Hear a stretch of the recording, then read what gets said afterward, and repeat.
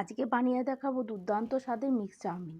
তার জন্য আগে থেকে লম্বা ও পাতলা করে কেটে নিয়েছি গাজর, বাঁধাকপি, বিনস, ক্যাপসিকাম ও আরেকটি পাত্রে কেটে নিয়েছি আদা, রসুন, পেঁয়াজ ও লঙ্কা কুচি।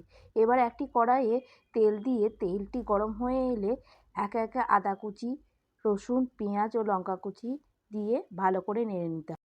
তবে বেশি ভাজার প্রয়োজন নেই, একটু ভাজা হয়ে গেলে দিয়ে দেব ছোট ছোট করে কেটে রাখা মাংসের টুকরো। পরিষ্কার করে নিয়েছি, এবার মাংসের টুকরোগুলোকে দিয়ে দিচ্ছি।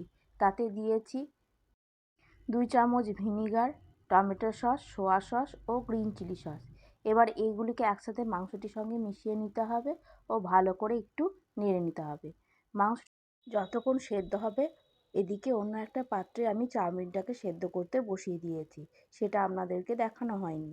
তারপর ভালো করে জল ঝরিয়ে নিচ্ছি, চাউমিনটাকে জল ঝরিয়ে রাখতে হবে। এদিকে মাংসটি সেদ্ধ হয়ে গেছে, এবার একে একে সমস্ত কেটে রাখা সবজিগুলোকে দিয়ে দিচ্ছি। গাজর কুচি, বিনস কুচি, ক্যাপসিকাম কুচি ও বাঁধাকপি কুচি। এবার ওগুলিকে ভালো করে নেড়ে নিতে হবে ও ভালো করে একটু ভাজা ভাজা করে নিতে হবে। তবে বেশি ভাজার প্রয়োজন নেই, আগেই বলেছি চাউমিনে বেশি ভাজার প্রয়োজন হয় না। একটু ভাজা ভাজা হয়ে গেলেই দিয়ে দেব পরিমাণ মতো লবণ। আগে থেকে লবণটি দিলে সমস্ত বাঁধাকপির জল বেরিয়ে যেত, এতে ভালো করে ভাজাটা হতো না। এবার দিয়ে দিচ্ছি আগে থেকে সেদ্ধ করে রাখা চাউমিনটা। এবার এগুলিকে সব একসঙ্গে মিশিয়ে নিতে হবে।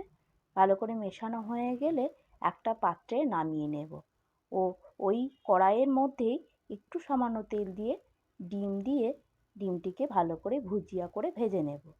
এবার ওই চাউমিনটির সঙ্গে ওই ভুজিয়াটি মিশিয়ে দিলেই হয়ে যাবে দুর্দান্ত স্বাদের মিক্স চাউমিন।